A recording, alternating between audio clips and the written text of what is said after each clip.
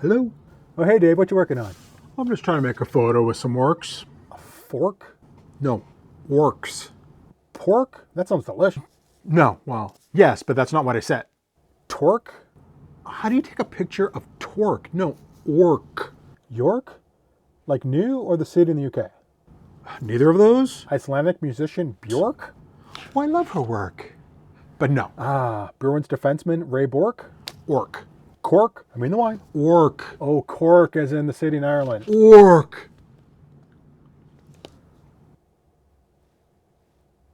Here, let me send you an image. All right, there you go.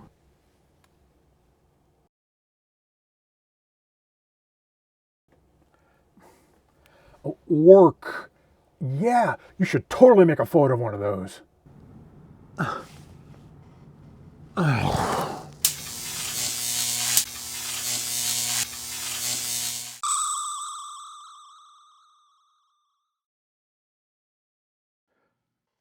Hey folks, Dave here.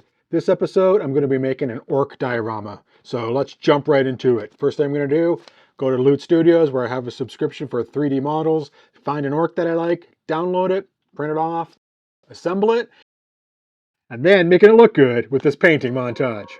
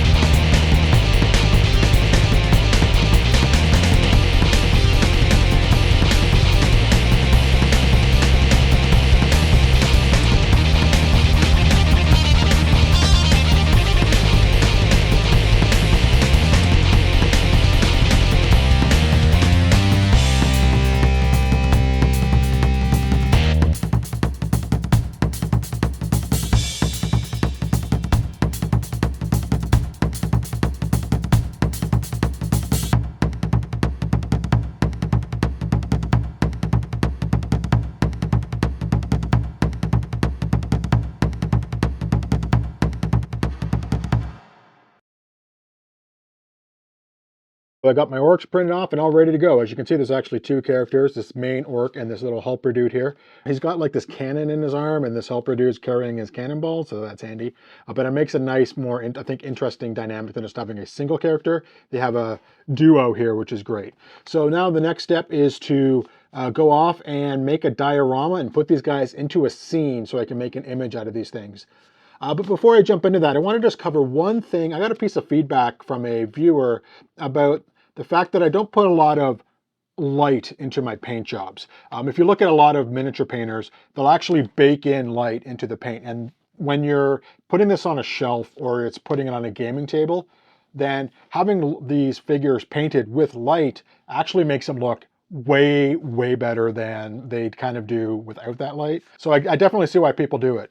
But in my particular case, I'm not making these miniatures to look good on a shelf. I am making these to look good in front of my camera with all the lights that I add. So if I baked in the light into the paint job of these figures, it would dramatically reduce the flexibility I have for doing these photos. Let me demonstrate here. I'll turn on a light, and if I shine it on the orc, you can see just a slight little movement in the lights dramatically change where the light falls onto the figure. So if I baked in that light into the figure, I'd be extremely limited to how I could pose him. If I had lights as if it's coming from above, like from here, like this, then I would have to have everything in my scene with that same light source. And I can't change my mind and say, you know what, maybe it'll look better over here, or maybe it'll look better backlit. So that's why when I paint them, I don't paint in the light. I make it look as realistic as I can, and then I depend on my studio lights to actually add in the light, so the whole thing becomes one cohesive unit. Now let's jump into that diorama.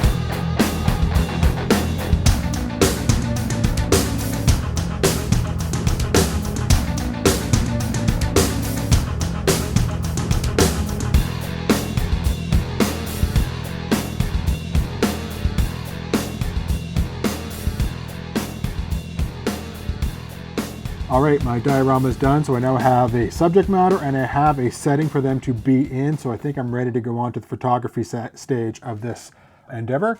A couple things of note is I think I've overbuilt this setup here.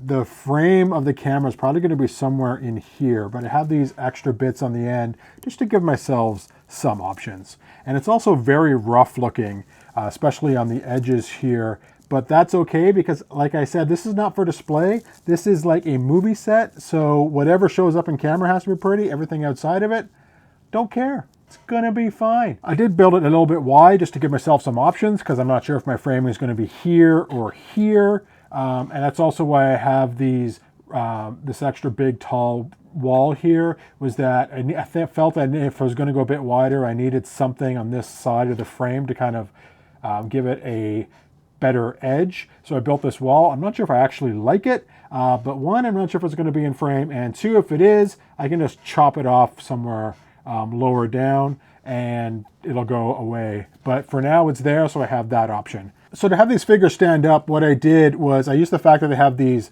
little pegs in the bottom of the feet, which I used to keep it held up in the base, and I just imprinted that same hole and a place for their foot into the actual foam that I created this diorama out of. That way they have a nice secure place to sit. The big one here is a bit more secure. The little one has a little bit more wiggle room than I would normally like, but it should do fine for the purposes of the photography, and that's all I'm asking of it. So I'm going to take this thing over to where my camera setup is and start adding in some lights and a background and getting in my final framing and get the first shots in camera. So let's jump into that.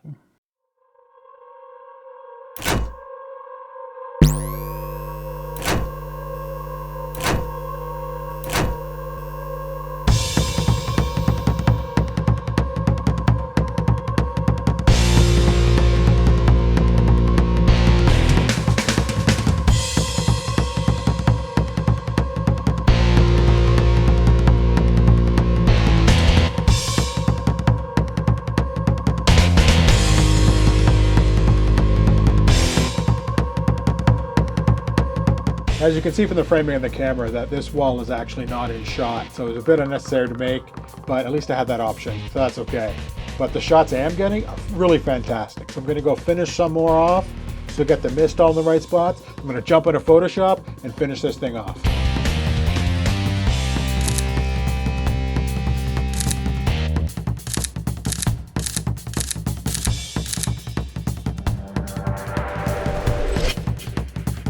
So in Photoshop, I combined several of these images together just to get all the mist in all the right places and make sure all the light falls around. After the base image is ready, I'll do a little bit of cleanup, add some color grading and some sharpening, and I'm pretty much done.